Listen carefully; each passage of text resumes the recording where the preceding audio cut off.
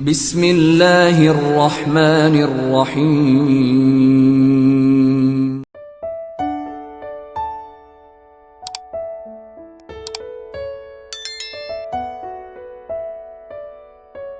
Bismillahirrahmanirrahim. Assalamualaikum warahmatullahi wabarakatuh.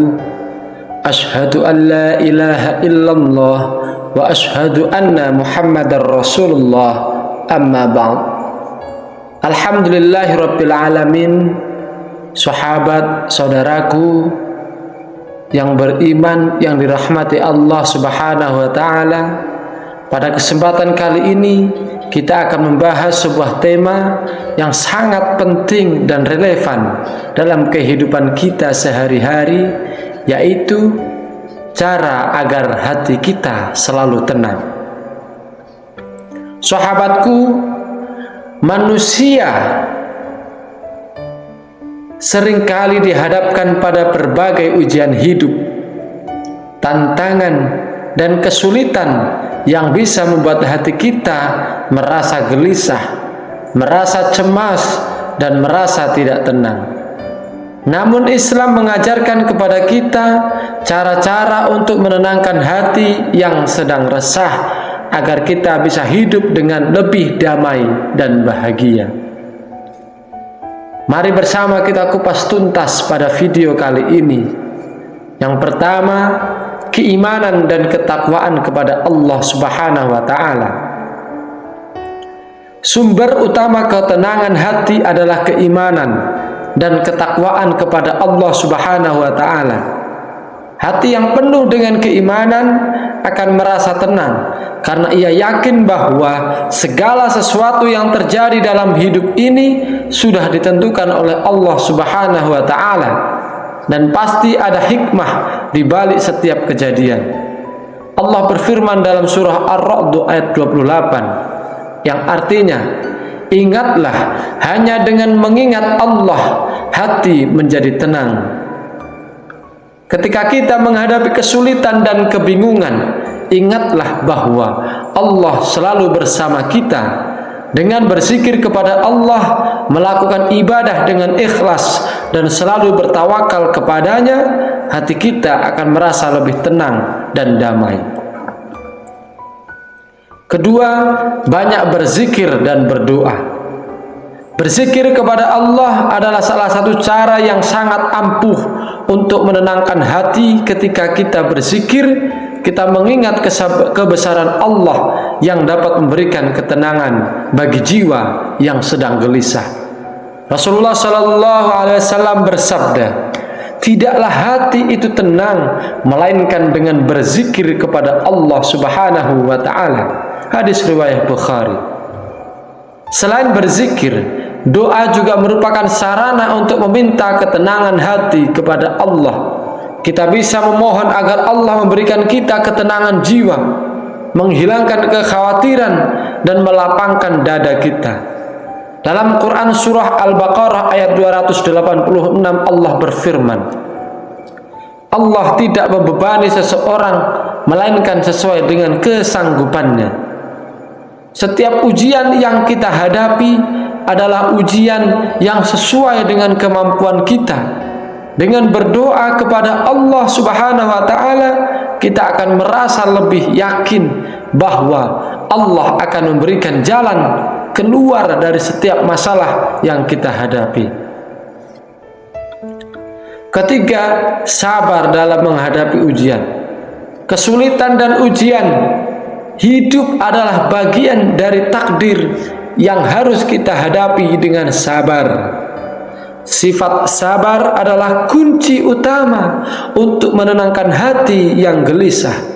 Allah Subhanahu wa taala berfirman dalam surah Al-Baqarah ayat 153 yang artinya, wahai orang-orang yang beriman, jadikanlah sabar dan sholat sebagai penolong bagimu. Sesungguhnya Allah bersama orang-orang yang sabar. Ketika kita bersabar dalam menghadapi ujian hidup, hati kita akan merasa lebih tenang karena kita meyakini bahwa Allah akan memberikan ujian yang selalu datang dalam beberapa tempat atau sudut sesuai dengan kemampuan yang kita miliki. Maka dengan sabar kita juga mendapatkan pahala yang sangat besar dari Allah Subhanahu wa ta'ala.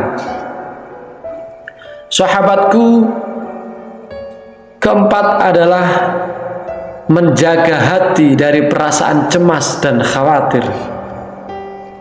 Seringkali hati menjadi gelisah karena perasaan cemas dan khawatir yang berlebihan, terutama tentang masa depan. Namun sebagai seorang muslim, kita diajarkan untuk bertawakal kepada Allah setelah berusaha dengan semaksimal mungkin. Rasulullah SAW bersabda, jika Allah menolongmu, maka tidak ada yang bisa mengalahkanmu. Jika Allah membiarkanmu, maka tidak ada yang bisa menolongmu. Hadis riwayat Bukhari.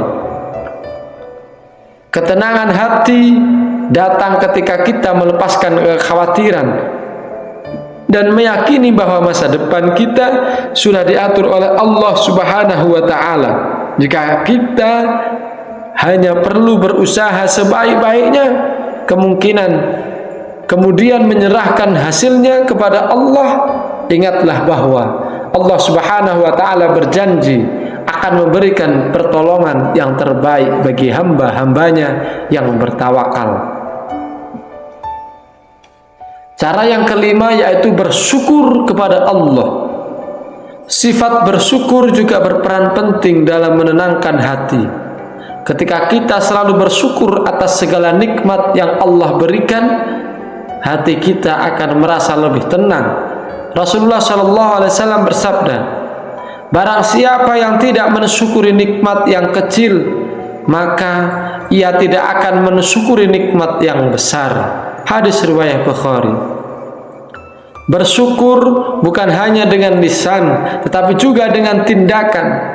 Setiap kali kita merasa tidak puas dengan apa yang ada, ingatlah bahwa masih banyak nikmat Allah yang perlu kita syukuri. Dengan bersyukur, maka kita akan lebih merasa puas dan tenang. Sahabat beriman yang dirahmati Allah, cara yang keenam yaitu berbuat baik kepada orang lain.